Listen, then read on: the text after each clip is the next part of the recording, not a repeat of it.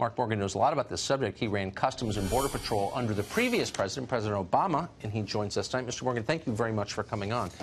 So Democrats are demanding that ICE cap bed space in the interior of the country, not the borders, in the center of the country, to 16,500 a year. If that were to happen, what would it mean?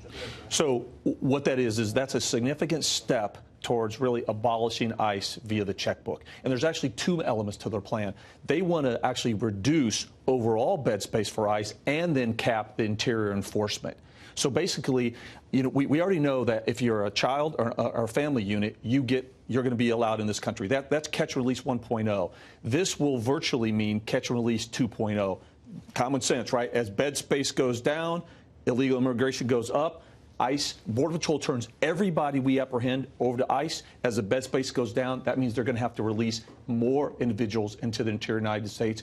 That is catch and release 2.0. The other thing real quick, what that does is, from a common sense standpoint, that means that people here that are here illegally and have committed an additional crime and or charged of additional crime, ICE will be forced to release them.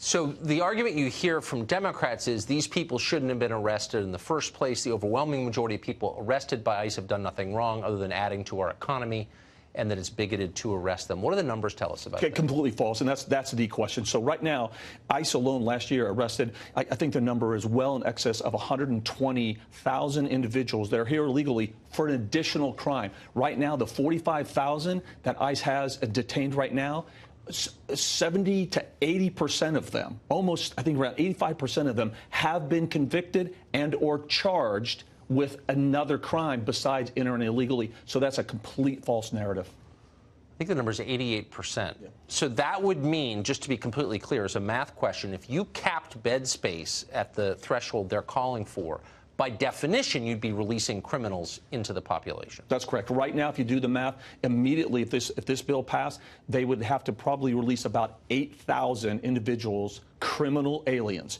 And it's not the crime of illegally entering. This is crimes in addition to that.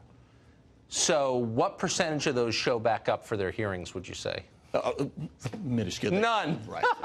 The number is 3% we checked, and I think those people wandered in by accident. So basically, you're suspending the rule of law for a large group of people who've been charged with or convicted of crime. That's right. You're reducing the bed space.